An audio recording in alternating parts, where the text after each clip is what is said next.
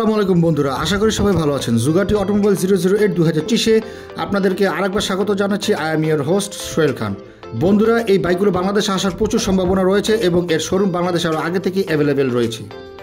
বন্ধুরা, higher CC অনুমোদন দেওয়ার পর এই বাইকগুলো তুমুলভাবে আসার সম্ভাবনা রয়েছে এবং 2025-এ প্রচুর পরিমাণে হায়ার সিসির বাইক দুটো একটা করে আসতে শুরু করেছে। আমরা 2024-এর পূর্বের ভিডিওগুলোতে আপনাদেরকে বলেছিলাম।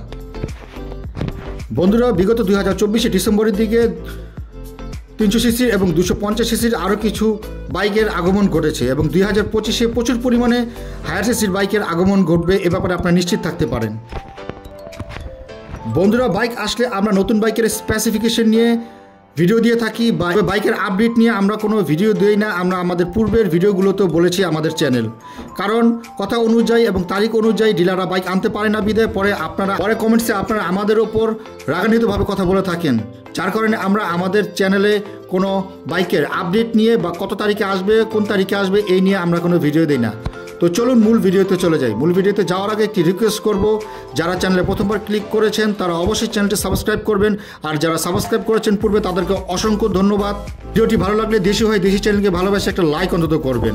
তো চলুন আরেকবার 2025-এর স্বাধীন রাষ্ট্রের বা স্বাধীন দেশের আমরা একটি ভিডিও শুরু করি নতুন একটি বাইকের স্পেসিফিকেশন দিয়ে।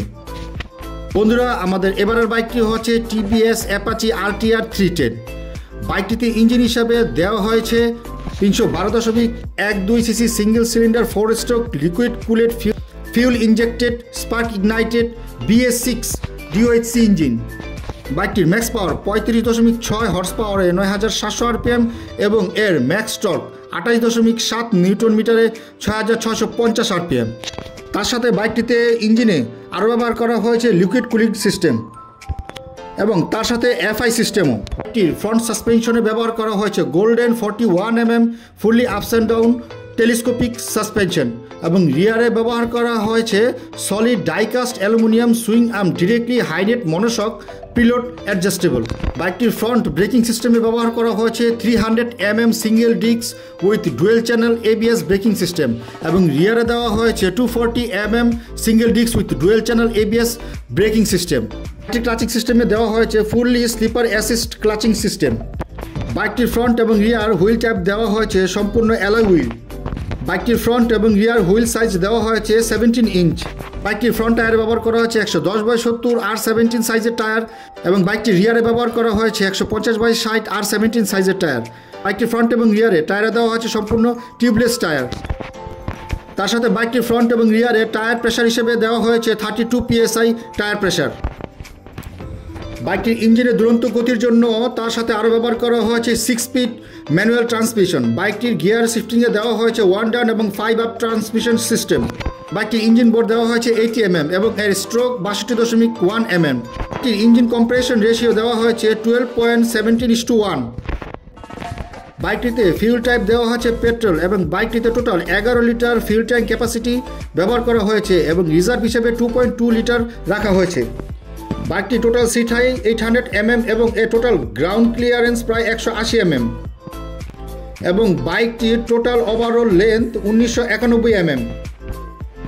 বাইকটির ওভারঅল উইডথ 831 mm এবং এর ওভারঅল হাইট 1154 mm এবং এর ফ্রন্ট এবং রিয়ার হুইল বেস দেওয়া হয়েছে 1358 mm।